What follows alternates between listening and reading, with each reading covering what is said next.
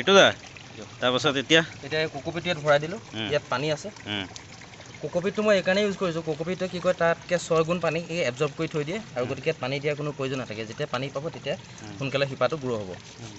যদি কোকোপিট আপোনালোকে মাটি ইউজ কৰিব, গতিকে মই লাষ্টে ইয়াত কি কৰিলোঁ, ইয়াত ফালি দিলোঁ। ইয়াত ফালি দিলোঁ, এনেকুৱাকৈ ফালি দিলোঁ। ঠিক আছে, ফালি দিয়াৰ পিছত এইটো মই কি কৰিম এতিয়া, পানী আছে এইফালৰ পৰা দিম,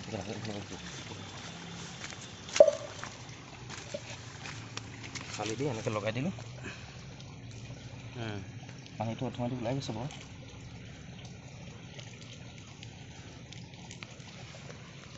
ইয়াতে কোকোপিটটো পূৰা ভালকৈ আহি গৈছে, দেখিছে সোঁ মাজত পূৰা চেণ্টাৰত আহি গৈছে।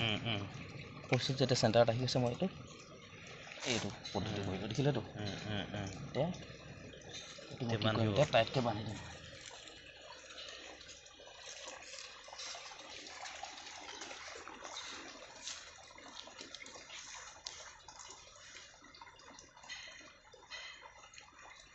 এতিয়া যদি ফুল আহিবলগীয়া হয় তেতিয়া এইবোৰততো ফুল আহি যাব চাগে ন? ইয়াতে ফুল আহিব, এইখিনি আমো লাগিব। ধুনীয়াকৈ এয়া ফুল আহিব হৈছে নেকি, নাই পাত আহিব নেকি ফাৰ্ষ্টত, কুঁহপাত ফুলো আহিব, ফুল অহাৰ সময় আহি আছে। এইটো মানে আমাৰ বছৰত দুবাৰ লাগে আমটো। আমাৰ বেলেগ আমটো আপোনাৰ হৈ গ'ল, লাগি গ'ল গছত ন। এই আমটো বছৰত দুবাৰ লাগে বুলি কৈছে, কিন্তু এইবাৰ সঠিক ৰিজাল্টটো পোৱা যাব। ইমান অভিজ্ঞ নহয়, বিশেষ মানে ধ্যান দিয়া হোৱা নাই যিহেতু, কাৰণ আমটো আন ছিজনত লাগে। অইন আমবোৰ ধৰি লওক বহাগ জেঠত পকে, এতিয়া মই পূৰা টাইটকৈ বান্ধিছোঁ তো, ইয়াৰ পানীখিনি ওলাই গৈছে, কাৰণ টাইটকৈ বান্ধিবই লাগিব। আৰু যদি টাইটকৈ নাবান্ধো তেতিয়াহ'লে এয়াৰ লেয়াৰিংটো ছাকচেছ নহ'ব। মানে হাৱা পাবলৈ দিব নহ'ব ন? পূৰা এয়াৰ লেয়াৰিংটো তেতিয়া ছাকচেছ হ'ব। বস্তুটো ভিতৰতো হাৱা পাব নালাগে মানে ন? পাব নালাগিব, মানে য'ত গুৰিটো য'ত বান্ধি দিলোঁ, শিপা আহিলে এইফালেদি আহিব।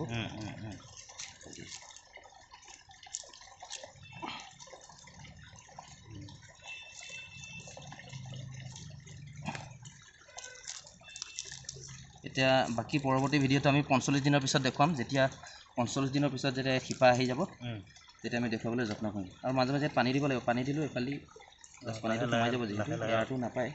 লাহে লাহে অলপ অলপ পানী দিব লাগিব ন?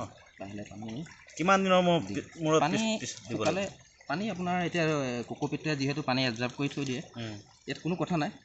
10-15 দিনৰ মূৰত দিলেও হ'ল। যদি খৰাং বতৰ থাকে, শুকান পৰিৱেশ থাকে, বাহিৰত পানীটো দিলেও অলপ হেৰি হৈ থাকিবতো। আৰু যদি বৰষুণ দি থাকে তেনেহ'লেতো পানী দিয়াৰ কোনো প্ৰয়োজনেই নাই।